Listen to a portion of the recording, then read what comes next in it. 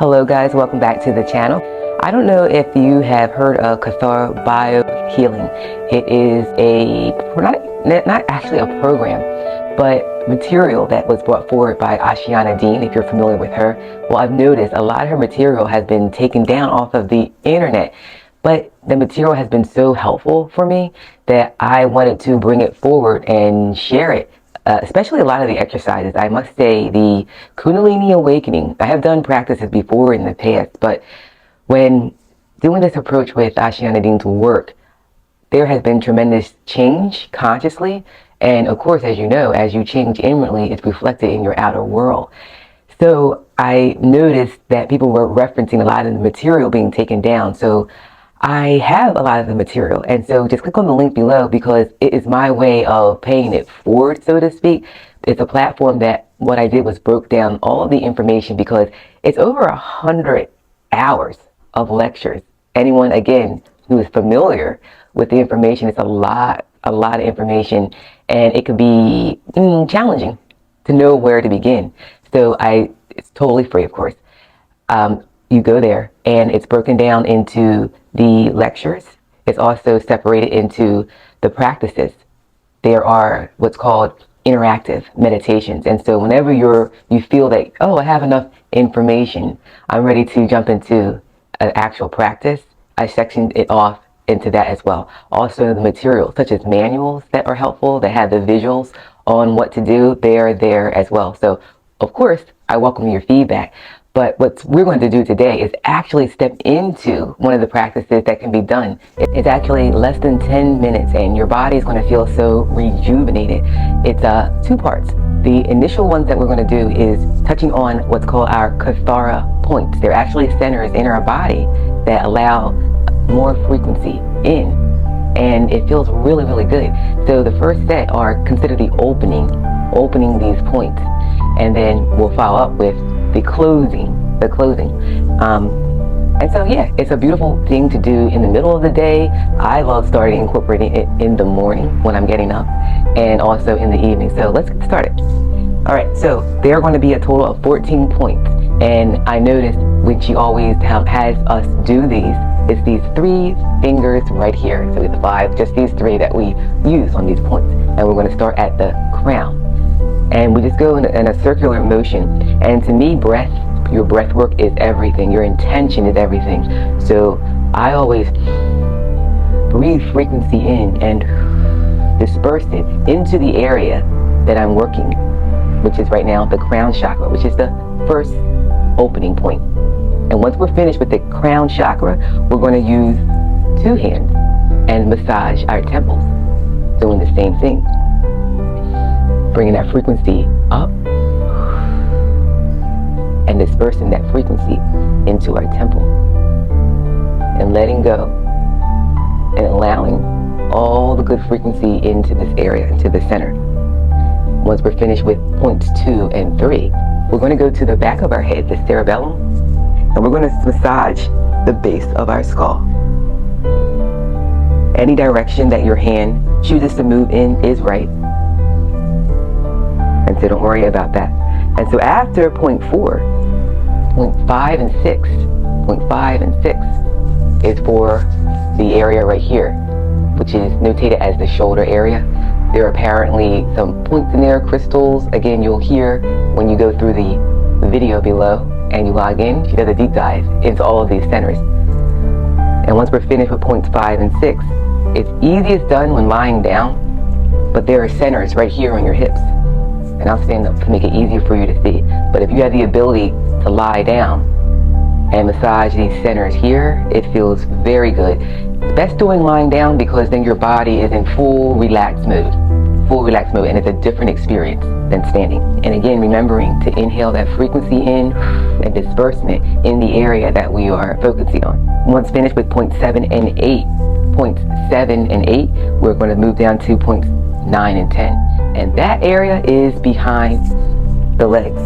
Again, inhaling that frequency and dispersing it into these points. And once we're finished here, we're going to shift down to the soles of our feet. And in the manual, addressing 2 points. They're the heels, and and using simultaneously left and right hand, massaging the heels and also the padding in the front of your feet as well. So then lifting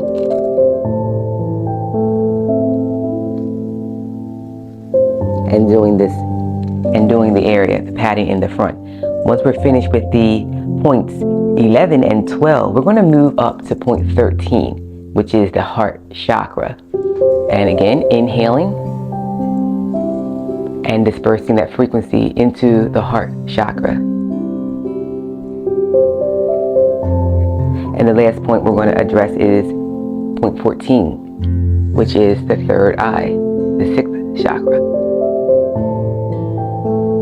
Remember to inhale that frequency in and exhale out into the center point right here that we're massaging.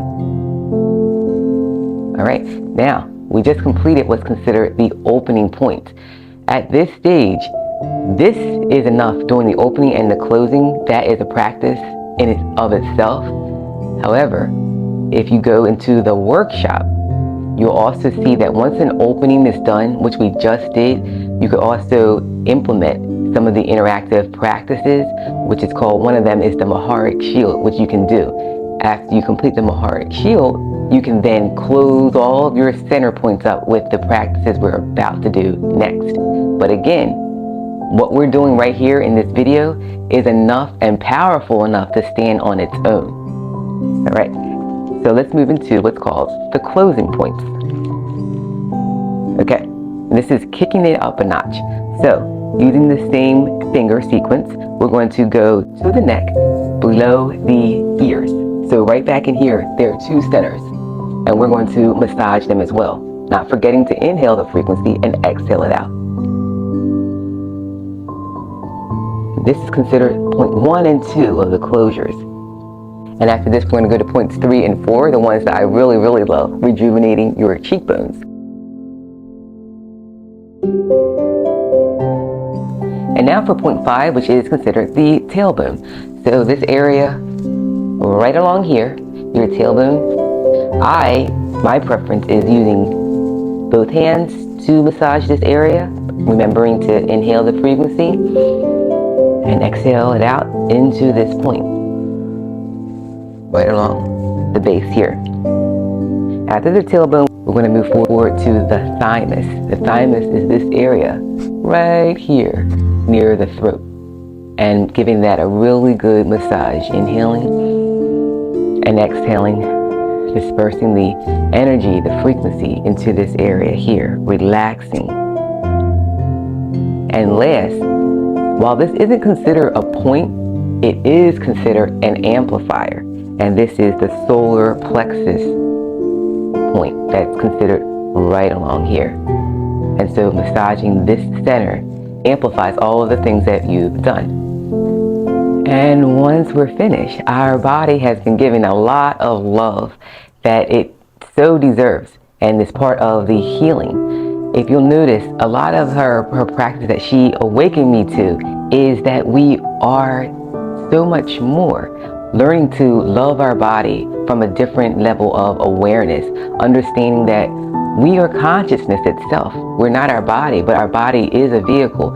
And this vehicle might have difficulty, does have difficulty in transcending and ascending in the spiritual realm because of distortions to it.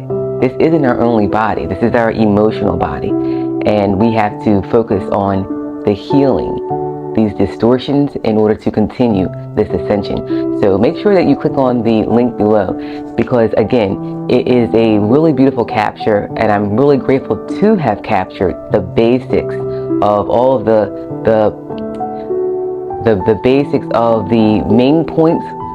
Personally, I feel that Kathara Bio-Spiritual Healing speaks about, because I've listened to, again, hours and hours and hours of lectures, and always falls back to the key points that are captured in the workshop that's below.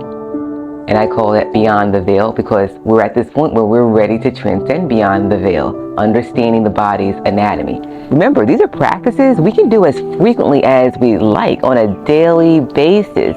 If you like to take it a step further and do something weekly for yourself, consider a sea salt bath. That has another benefit of uplifting us spiritually. And lastly, as a recommendation, consider fitness. It doesn't have to be strenuous, but going for a walk, or jump roping, getting your body moving. It's preparing it and allowing it to work with these frequencies as they come in. So consider incorporating that into some sort of routine for yourself as well. Well, we're going to wrap it up here. Thank you so much for choosing to tune in, and I'll catch you all on the next video.